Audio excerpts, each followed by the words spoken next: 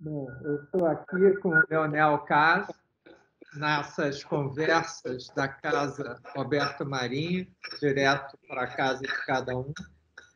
Leonel dispensa apresentações e é o curador de nossa próxima exposição, que se chamará Ler e Arte, né? Com duas sessões, uma que é feito à mão, que é curadoria do Leonel, e no térreo eu estou fazendo uma homenagem aos 100 bibliófilos.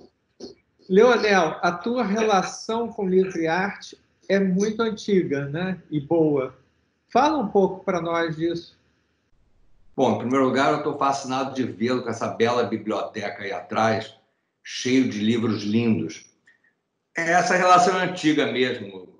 Nos anos 70, eu, pimpãozinho ainda, eu me associei a um cidadão chamado Salvador Monteiro. E nós começamos a fazer livros tipográficos feitos à mão, como os livros de artista, ilustrados, franceses, assim com as folhas soltas. E fizemos um primeiro de Cecília Meirelles com Aldemir Martins, e logo em seguida um livro que teve um sucesso notável, que foi Amor Amores, do Carlos Drummond de Andrade, ilustrado pelo Carlos Leão. Esse livro foi um must na época, o Drummond não dava entrevistas há 30 anos, foi lançado na livraria Leonardo da Vinci, saudosa, no centro do Rio, e aí o livro se esgotou todo antes do lançamento. E foi um grande acontecimento. Depois nós fizemos duas edições, que eram uns livros que tinham um desejo enorme de ir para a parede. Foi um livro escultura do Krasberg, em que cada exemplar era uma peça única. E eram 50 exemplares. Na verdade, a edição nunca se concluiu. Você tinha uma escultura, você abria a escultura única e dentro você tinha um livro com texto de Antônio Wise e duas gravuras em papel japonês. E depois fizemos um livro sanduíche de 70 por 50 centímetros, que também ia para a parede, com gravuras de várias artistas mulheres e poemas do Drummond, João Cabral, todos eles assinados. Então, na verdade, você podia ter na parede ou um poema ou uma obra de arte. Você podia substituí-los. Mas, enfim, muitos anos depois, eu retomei com a Lúcia Bertazzo, minha sócia, essa aventura do livro que tem o desejo impetuoso de ir para a parede, através da UK Editions. E nós fizemos, então, um lançamento, quase que dois simultaneamente. O primeiro foi um livro do Antônio Dias. Eu sempre tinha sonhado fazer um livro do Antônio, e ele, por acaso, rapaz, tinha guardado numa gavetinha um livrinho que era, na verdade, uma ideia de 32 objetos reunidos num estojo.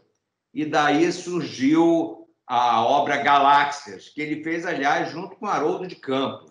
Era uma obra realmente de marcar a época no início dos anos 70. E isso foi transformado em realidade. Esse foi o nosso primeiro trabalho que ganhou uma grande dimensão na exposição na Casa d'Aros. Mas o que é interessante é a nossa exposição.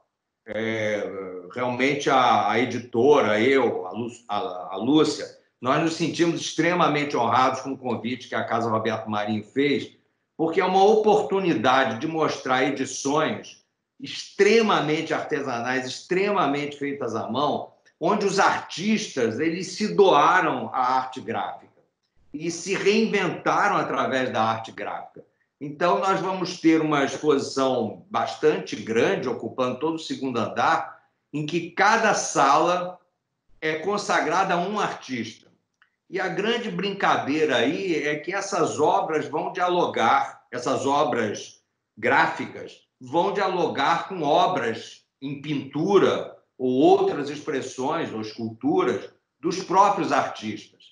É uma oportunidade linda de reencontrar o Zerbini, o Antônio Dias, o Goulart, o português Cabrita Reis, a nossa queridíssima Wanda Pimentel, que se foi há pouco, o Krasberg, um artista argentino-brasileiro, que é o Léo Battistelli, surpreendente, que vai fazer uma instalação ali, sur place, homenagear os 80 anos do Roberto Magalhães e fechar a exposição com Paulo Klimachauskas. E é muito interessante como os livros e as obras, que boa parte você recorreu à coleção dos próprios artistas, né? Então, são trabalhos também que têm uma vinculação grande com eles. Não, é porque, de algum modo, né, o livro tem um peso de obra de arte, né, tão grande quanto as obras que vão estar expostas, né? Realmente, você veja, Olavo, que a primeira sala da exposição vai abrir com o Zerbini. E, por acaso, só vai ter uma grande obra do Zerbini. É um painel que só foi exposto até hoje na Fundação Cartier, em Paris. Painel chamado Primeira Missa no Brasil, feito à maneira do Zerbini. Mas, em torno dele, vai ter o livro que nós fizemos. Se a gente chamar de livro, as pessoas acham que é uma coisa... Não é um livro de bolso, não é um livro médio, não é um livro... É um livraço, né? Ele é aberto, tem 90 centímetros por 1,20 m. Então, realmente é uma obra um pouco monumental. Essa obra do Zerbini é muito interessante, que cada artista foi uma pegada diferente. O Zerbini nunca tinha entrado dentro da arte gráfica. E ele mergulhou nisso de uma forma incrível. Esse livro partiu da estaca zero. Ele diz assim: Leonardo, a gente precisa de muitas folhas lindas para começar a fazer um trabalho de integração com a natureza. E nós fomos autorizados, é claro, ao sítio do Burle Marx, e com a ajuda lá da equipe de botânicos, nós selecionamos folhas magníficas e trouxemos para o impressor, o João Sanches. E o Zerbini acompanhou par e passo cada uma dessas realizações. Então, esse livro, entre aspas, esse objeto de arte, essa série, essa coleção, é um trabalho grande que tem 25 pranchas, das quais 10 são gravuras originais, feitas em xilogravura, quer dizer, a partir do taco de madeira, gravura em metal, monotipia, feita a partir de cascas de árvore, colagens, recortes, pintura à mão, enfim, tem tudo o que você possa imaginar, papéis de algodão, papel japonês, papel de folha de bananeira, enfim, um texto da Leda Catunda, também uma querida artista, e acompanhando cada um desses exemplares, que tem a capa feita em bambu, importada da China, e acompanhando cada exemplar, o Zerbini fez uma pintura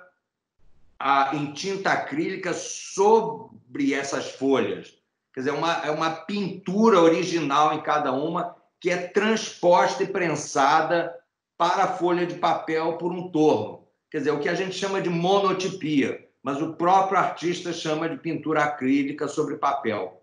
Então, na exposição, a gente pode ver as imagens. A exposição ela abre exatamente mostrando na parede todas essas 25 pranchas, sendo que uma dessas pranchas tem 2 metros, portanto, ela vai estar dentro de um expositor, e mostrando junto da obra do Zerbini, do painel dele, essas monotipias ou exemplos delas. Então, eu acho que é uma sala que abre a exposição assim com muita riqueza visual, muita informação. O Zerbini talvez um dos artistas mais up-to-date, mais contemporâneos com essa realidade que a gente está vivendo hoje, dessa era do antropoceno, em que o homem atua de tal forma sobre a natureza que a própria natureza está se modificando em relação ao homem. Então, essa preocupação do Zerbini aponta por uma grande contemporaneidade, logo na entrada. Aliás, esse é um assunto que eu queria trazer com você. Você é um homem que se dedica muito ao estudo da arquitetura, dos prédios do Rio de Janeiro, dos motéis de época, do Palácio Capanema, essa série de coisas. Mas é muito curioso que você, nos teus textos, nos teus estudos, você traz tudo isso com uma vivacidade, uma riqueza e uma presença muito grande. Eu acho que essa capacidade do escritor ou do curador de trazer as coisas de época e dar a elas um foro de atualidade, de permanência e de permanência no tempo, é uma das coisas que mais me fascina. Eu acho que a obra do Zerbini tem isso. Tem um abraçar o mundo, né? Uma vez perguntaram ao Fernando Pessoa quem eram os seus contemporâneos, e ele respondeu: só o futuro dirá. Mas a gente pode dizer que, num certo sentido, o Zerbini é contemporâneo ao futuro dele e ao futuro nosso. Sim. E algo simbólico é que a sala na qual estará o Zerbini era exatamente a biblioteca da casa, né? Quando a casa era residência. Não. Então, é bonito porque na própria abertura, né, já é recuperado esse diálogo de tempos, né, da biblioteca que havia para o livro do Zerbini. Nossa, mas que coisa linda você está falando, não sabia disso. Você está me fazendo visitar previamente a exposição de maneira dupla, porque exatamente aí a gente vê nas imagens que cada uma das paredes tem várias formas gráficas, como se livros fossem, como se cada uma dessas obras livros fossem. E só no fundo é que tem um painel do Zerbini. Bonito.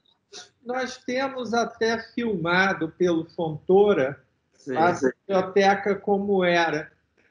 Nós podemos, de repente, colocar num tablet, né, em preto e branco. Nossa, acho uma coisa linda. Um lugarzinho Uma das coisas boas de trabalhar com o Leonel é que a cada reunião nossa, as ideias e as coisas vão crescendo, né? É uma exposição na qual nós viemos trabalhando já há uns 7 meses, né? Se eu não me engano, aí, né? E a exposição ela propicia, né? Ela tem essa ligação com o projeto que havia, que o Roberto Marinho era um dos 100 bibliófilos, né? Que são 100 pessoas que se juntavam e a cada ano encomendavam a um artista ilustração para uma grande obra brasileira, né? Então, com isso, nós temos textos de Guimarães Rosa, Graciliano Ramos, do Jorge Amado, ilustrados por Portinari, de Cavalcante, de Janira, Iberê. Então, está no DNA da casa essa relação entre livro e arte. E é muito interessante fazer essa ponte, né, de como os artistas aí, modernos lidavam com a questão de ser ilustradores de um texto e como esses artistas contemporâneos, na realidade, elaboram a obra inteira, né? Quer dizer, o texto, por exemplo, no do Zerbini, há um texto da Leda Catuca sobre o livro, né? Mas essa ponte entre o contemporâneo, né, e o moderno, porque eu acho que uma das coisas, pegando carona na sua citação do Fernando Pessoa, que a Casa Roberto Marinho tem mostrado, é como os artistas modernos podem ser nossos contemporâneos. Como é que nós podemos, com os nossos olhos, revê-los, né, de um modo mais aberto, mais um frescor, né, que, por muitas vezes, essas obras aprisionadas só em documentação não propiciavam. Nossa, muito bom que você está falando, né? Já que a gente citou Fernando Pessoa, vamos me permitir citar Picasso, né? Porque o Picasso dizia que tudo que é arte é atual. Aquilo que se firmou como arte e que ganhou o status de arte, que a história, as camadas de história reconheceram como arte, tem uma atualidade espantosa, ela não está ligada ao passado. Uma obra do Giotto, uma obra do Hieronymus Bosch, são de uma atualidade absolutamente fascinante, malgrado terem 400 anos. Então, a mesma coisa se aplica. Você veja só, o Zerbini fez esse livro de artista agora no século XXI, exatamente há poucos anos, 3 anos. E a obra seguinte, a sala seguinte, a gente vê pelas imagens, é a sala do Antônio Dias, que fez originalmente esse trabalho nos anos 70, essas galáxias, junto com o poema Galáxias do Haroldo de Campos. Mas olha que coisa fascinante esse pop-up. É um livro com uma caixa, cada caixa tem um original pintado de uma galáxia pelo Antônio Dias, mas dentro dessa caixa tem 36 objetos. E essa plasticidade, essa movimentação, essa grande brincadeira, essa grande alegria que tem ali dentro, as obras são conceituais, as obras elas são em preto e branco, mas você tem um leque que se movimenta, você tem um livro de folha de bananeira que se movimenta, você tem várias coisas que exigem, tem espelhos, tem várias coisas ali dentro. Tem uma plasticidade muito grande. E exatamente a gente quis trazer, tem 3 coisas ali formidáveis sobre essa atualidade de tudo no Antônio Dias.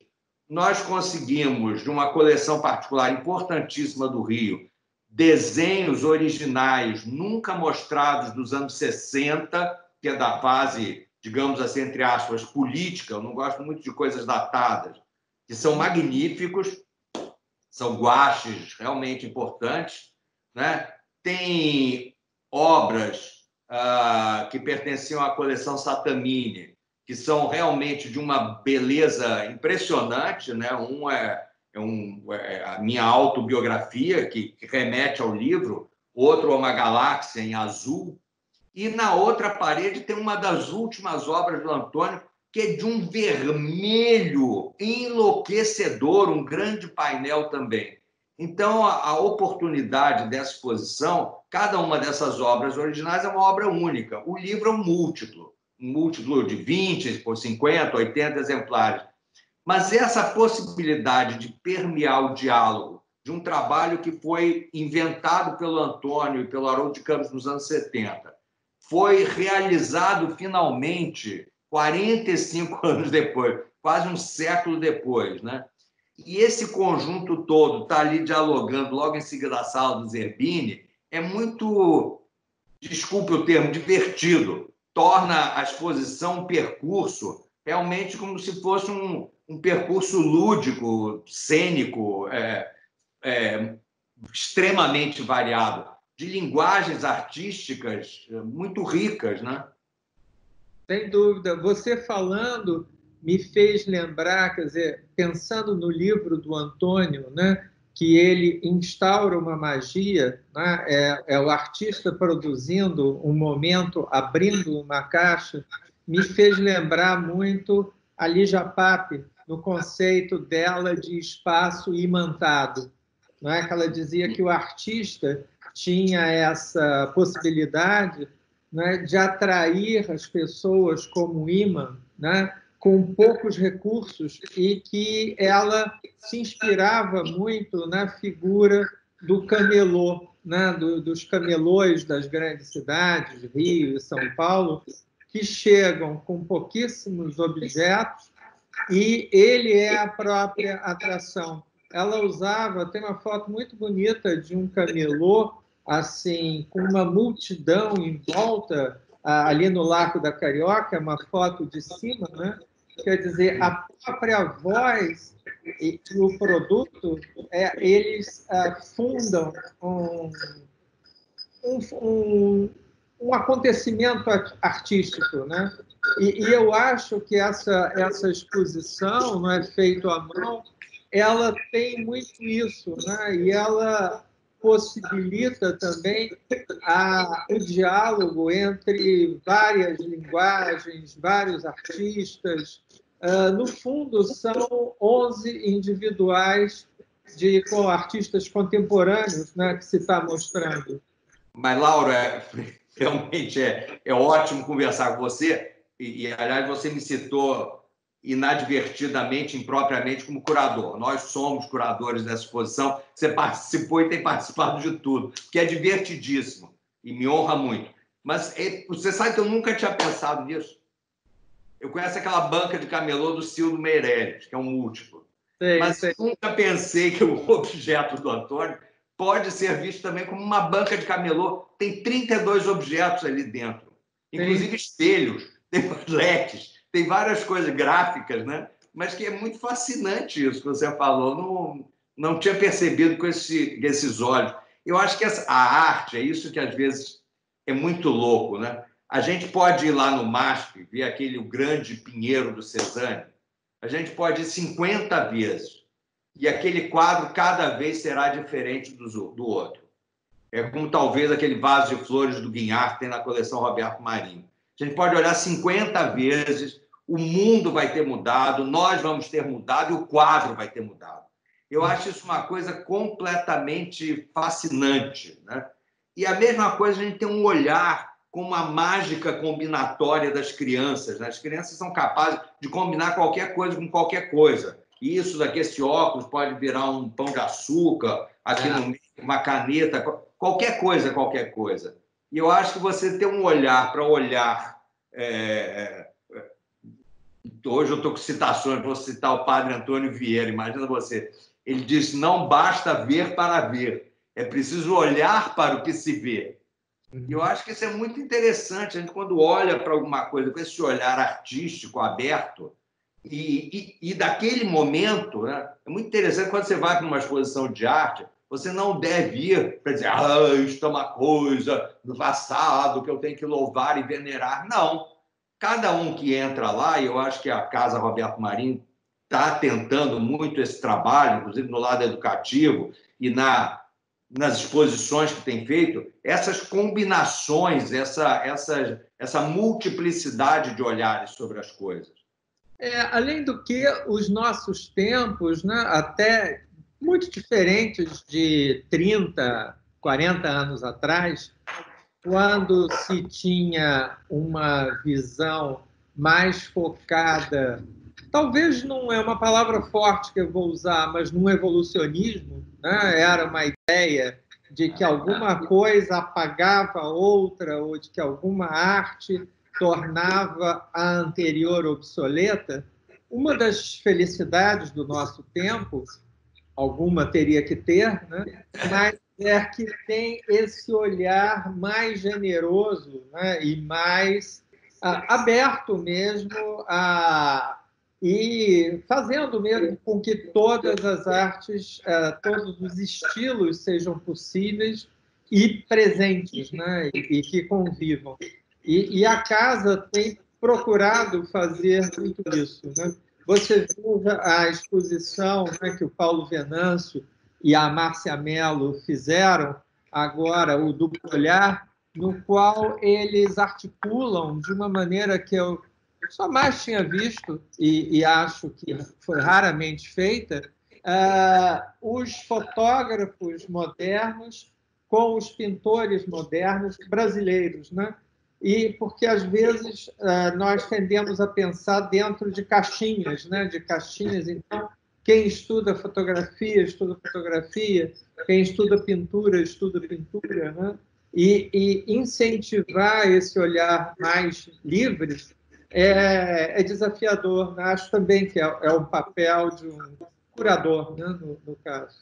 Eu acho que essa exposição recente da fotografia com a coleção Roberto Marinho, para quem entra, sempre você vai imaginar que a pintura vai superpor a fotografia ou vice-versa. E a exposição, ela absolutamente não tem nada que seja óbvio.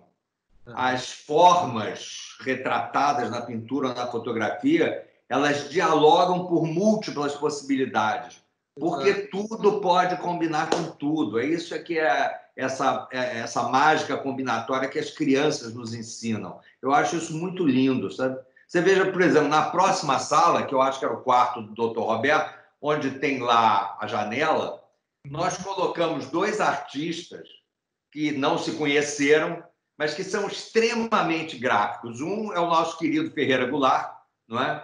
Que nós fizemos um livro escultura também, no certo sentido, embora ele chamasse de relevo.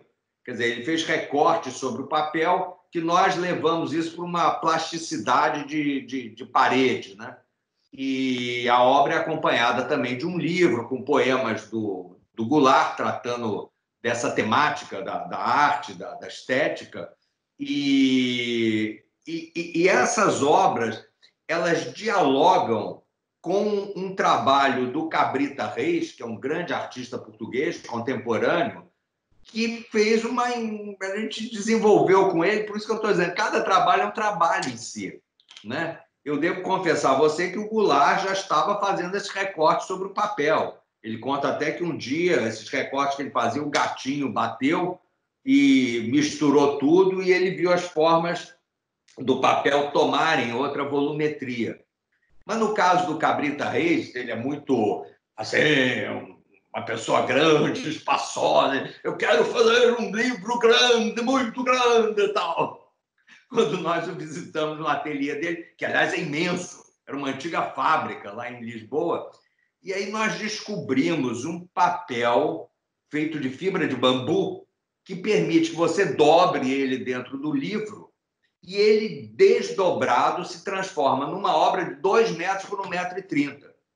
Então, na verdade, o Cabrita Reis fez 70 pinturas sobre papel com acetona e pigmentos e nós agregamos a isso o poema de José Régio, aquele que a Maria Bethânia, em todos os shows, ela canta, né? Vem por aqui, vou por onde me guiam meus próprios passos, Deus e o diabo é que me guiam, mais ninguém. Enfim, nós incorporamos isso e o Cabrita diz, que ótimo, este é o meu cântico negro. Então, ele fez 70 interpretações do negro. Nós vamos expor 4 e vamos também, nesse conjunto de salas, expor, por uma sugestão sua, Lauro, que eu achei muito importante, os poemas espaciais do Ferreira Goulart, que você já os expôs no Paço Imperial e que é muito importante que as pessoas também possam ver, né? Essa coerência ou não do artista, né? O Goulart não se dizia artista, e ele dizia também que o sujeito não tem que ter coerência na sua obra. Mas ali tem uma coerência, desde o manifesto neoconcretista, o poema Enterrado, que ele fez com Hélio Oiticica. Enfim, eu acho que essa sala permite ver esse conjunto extremamente gráfico. Com certeza. E ver a poesia tratada de modos completamente distintos, né? Exatamente. Essa é a nossa sala da dupla, que faz dupla entre arte e poética, né? Sem dúvida.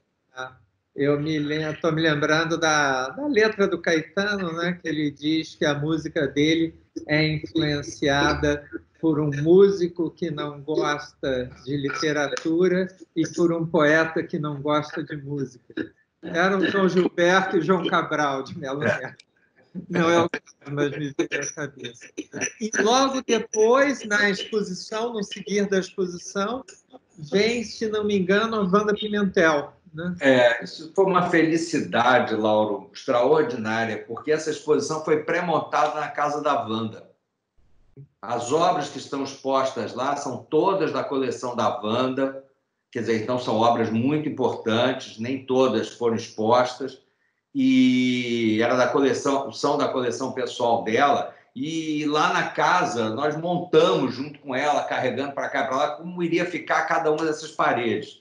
Então, nós temos obras dos anos 70, dos anos 60, dos anos 70, e temos um conjunto daqueles ralos que ela fazia, uns ralos gráficos em preto, branco e cinza, e, evidentemente, também o nosso livro de artista que nós fizemos com ela, a partir de 9 desenhos em preto e branco da série Envolvimento, dos anos 60, que foram transpostos para a tela, e sobre cada um desses trabalhos, ela fez uma pintura diferente, quer dizer, usou uma cor diferente. É muito interessante que esse nosso trabalho, apesar de ele ser um múltiplo, cada exemplar tem um toque único por parte do artista.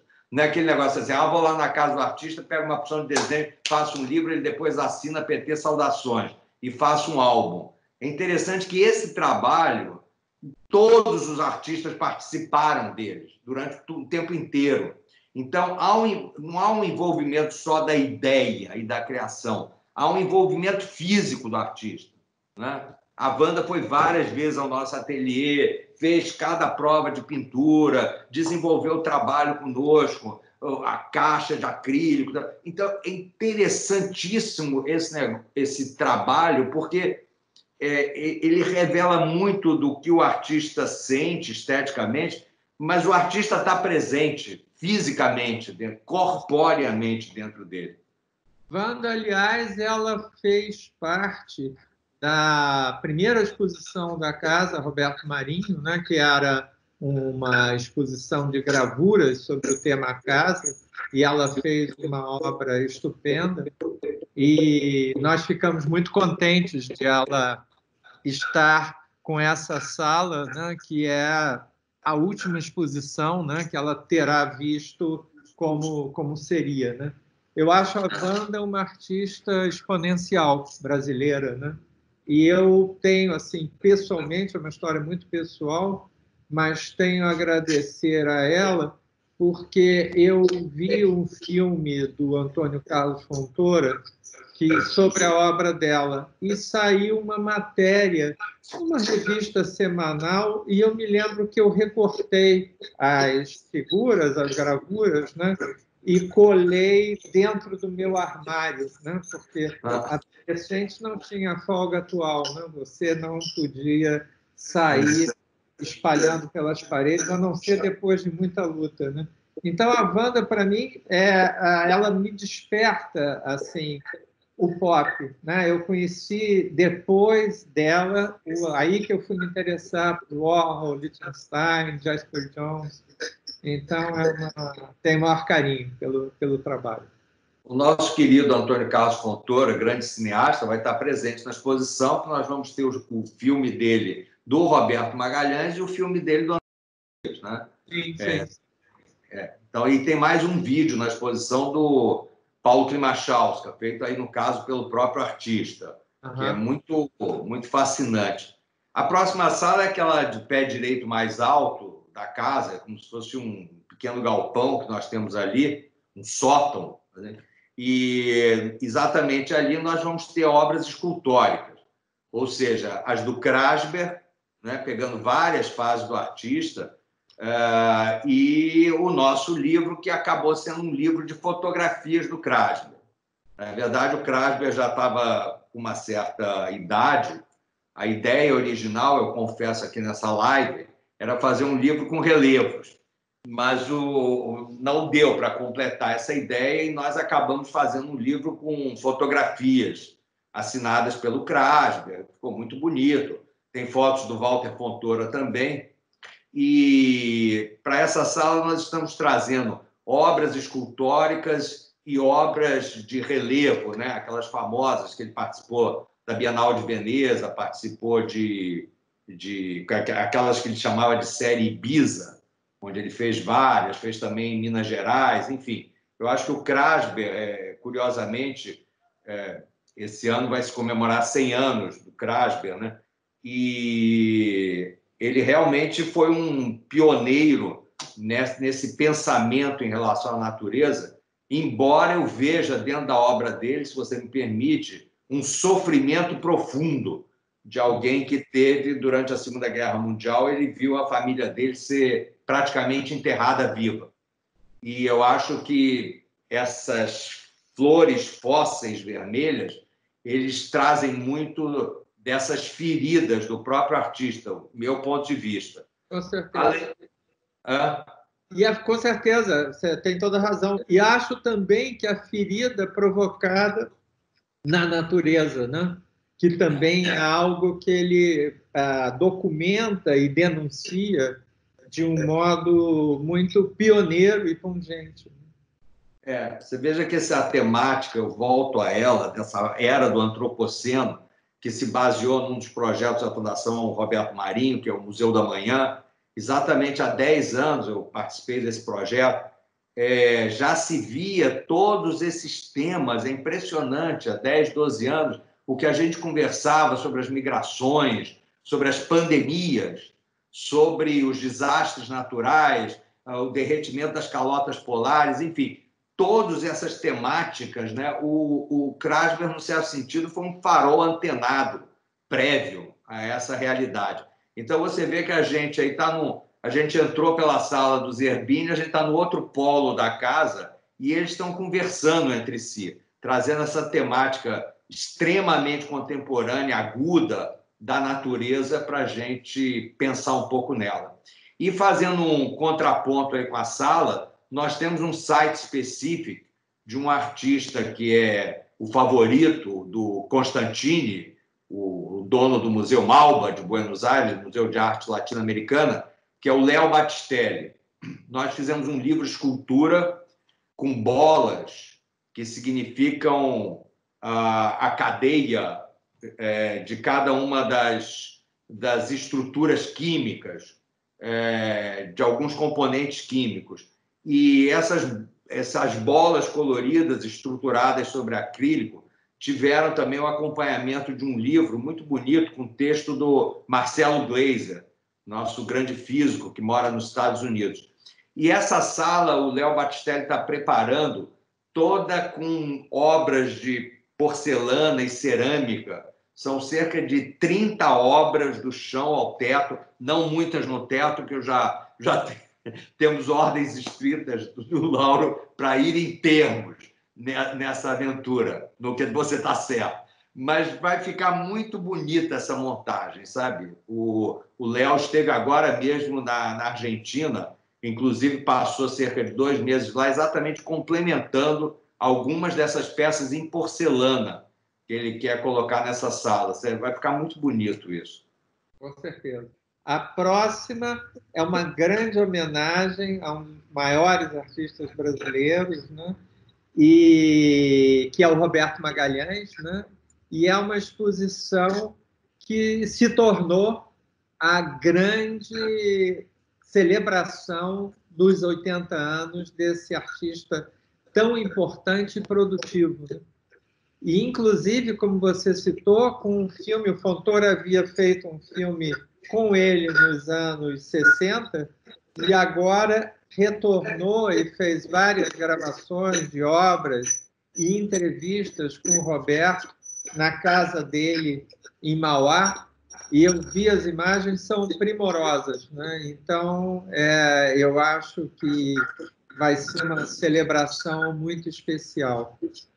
Não só todos sairmos do nosso isolamento para nos revermos, nos celebrarmos, ver a arte, ver o quanto também essa exposição, como você estava comentando, fala de questões que vieram ter uma consequência grande do que não se imaginava, né? Mas também celebrar, né? E celebrar os 80 anos do Roberto, que é um artista que tem uma linguagem completamente dele, né? É um dos poucos artistas brasileiros cujo a linha principal é o surrealismo, né? Um surrealismo muito especial, muito Roberto Magalhães. Vou pegar carona nesse surrealismo que você falou muito bem. É uma espécie de surrealismo, realismo mágico latino-americano. Eu acho que o Gabriel Garcia Marques teria ficado fascinado de ter os livros dele ilustrados pelo Roberto Magalhães. E é muito curioso o filme do Fontoura, que o Roberto está num parque de diversões, como se criança fosse, e é um filme mudo. Poderia ser um filme da época do Chaplin. Eu acho que essa sacada do Fontoura foi muito inteligente, porque a obra do Roberto se engana quem vê nela seres fantásticos, vê nela rostos, etc. É lógico que isso está representado ali, mas a obra vai tão mais além. A obra é de um virtuosismo do Roberto que é impressionante. Você conhece algum artista que que possa pegar uma caneta, um lápis, um guache, uma aquarela, um encre de China, uma aguada, uma pintura a óleo, uma pintura em acrílico, o que você quiser, e de tudo isso fazer isso com rigor, completamente milimétrico, uma obsessão lírica pelo que ele faz. Eu acho o Roberto uma figura sacerdotal assim, da arte brasileira. Também, também. E ele faz isso tudo sem preciosismo, né? Sem firulas, né? É uma coisa que nasce íntegra, né? E o livro do Roberto é muito engraçado, porque ele se chama Sem Pé Nem Cabeça, é isso mesmo, é uma estrutura de acrílico, que você abre uma gaveta, sai um rolo místico, com imagens e texto, é uma escrita automática que ele tem, e você tem um livro também e um original em cada um dos objetos, em todas essas formas múltiplas. Então, a exposição vai celebrar essas formas múltiplas do Roberto. E, finalmente, a última sala é do Paulo Klimachowska, foi uma edição de 18 exemplares, apenas um galpão gaveta, que é um objeto que vem dentro de um estojo, uma caixa estojo de aço, pintada com a cor Veuve Clicquot, orange, laranja, intenso, e de lá de dentro salta também uma pintura, esculturas, um livro facsimilar, um espelho também, com aquela linguagem dos números e da decomposição, da subtração que o Paulo Klimachowska faz. Então, nós vamos ter nessa sala do Paulo esse trabalho exposto, algumas pinturas dele, vamos ter também uma escultura e vamos ter um vídeo, que é muito fascinante. Eu acho que vamos ter uma belíssima exposição. É a nossa próxima exposição da casa, né? Nós só teremos a data quando tudo for liberado, mas certamente é a próxima. E essa mostra toda em diálogo com os artistas que, convocados pelos 100 bibliófilos, né, ilustravam textos importantes de arte brasileira. Então, embaixo, nós vamos ter os livros originais, mas, sobretudo, alguns grafismos que a Sula Danovsky, que é a designer, né, das duas exposições, né, até para que elas tenham uma unidade, é como se ela buscasse um detalhe de um desenho e o ampliasse de um modo absurdo, né? Então, é uma exposição que ela pode agradar aos meticulosos e detalhistas que vão ter os livros quase que num santuário, numa das salas, e narradas por vozes poderosas alguns trechos desses livros, né? Mas ela também é, de certo modo, uma festa visual, né? E essa observação de como pequeno pode ficar enorme. É verdade, Lauro. Eu acho que essa nossa editora, minha com a Lúcia Bertazzo, que agora mora em Portugal, ela realmente pretendeu, durante algum tempo, recriar aqueles trabalhos de época que a gente tinha feito, do Krasber, os livros com as mulheres artistas, os poetas, e é uma aventura que realmente de muito envolvimento com o artista. É muito importante chamar essa atenção, que não são álbuns de imagens de artistas, de gravação, com todo respeito, há várias formas de fazer, mas é uma grande festa lúdica com o próprio artista e agora com o público, que os livros vão poder ser folheados, vão poder ser vistos todos na sua máxima expressão. E é muito importante, Lauro, aqui, e sem nenhum equívoco, o Roberto Marinho, ele foi um dos mais importantes capitães da indústria gráfica brasileira. E o assunto da arte gráfica interessava a ele, não apenas a arte. Ele fez uma coleção, é certo. Ele, inclusive, comprou o famoso quadro do Renoir, das duas moças, né, e doou ao MASP, né, entre outras aquisições e formas beneméritas que ele fez. Mas dentro do campo da história da arte gráfica no Brasil, ele sempre foi acompanhando, para e passo, desde o início do Globo. Eu trabalhei no Globo e eu me lembro que o Roberto Marinho chegava lá de manhã cedo, almoçava no jornal. Aliás, tinha 2 obras maravilhosas do Di Cavalcanti nas paredes do restaurante, que estão hoje na coleção, e só depois é que ele ia para a TV Globo. Então, a importância dele dentro do campo da expressão gráfica brasileira foi muito importante.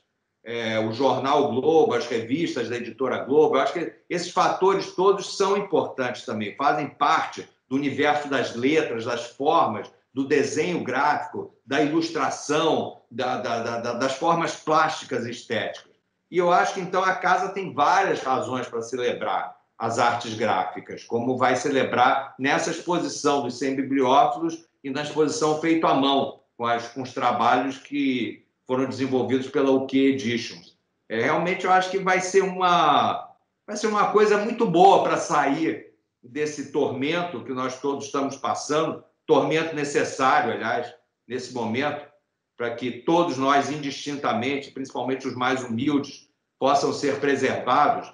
Mas eu acho que essa exposição ela vai revelar uma grande alegria, né, nas formas de celebrar a arte e a vida. Sem dúvida. E é importante ressaltar também que um dos idealizadores, né, e praticamente capitães, né, dos 100 bibliófilos era o Raimundo Castro Maia, né? E o Raimundo Castro Maia, que era amigo íntimo do Roberto Marinho, ele estará presente, porque os museus Castro Maia nós vamos transportar os livros originais, como encadernados pelo Raimundo Castro Maia, e montar lá quase como um altar. É uma sala, aliás, que eu acho que vai ficar muito bonita, porque tem um trabalho lindo em alabastro da Maria Carmen Perlingeiro, né? E esse espaço que vai ser muito pouco iluminado, até para respeitar a delicadeza dos livros e também dar um clima mítico, e com as leituras praticamente como cantos gregorianos, né, de elevação. Né? E vamos ter aquela biblioteca do Jorge Fonseca, como se fosse uma cachoeira de livros.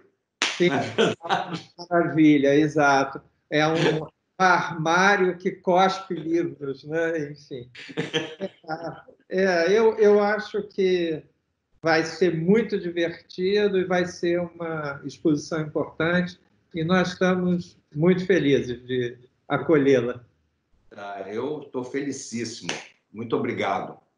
Leonel, grande abraço, até breve, esperemos.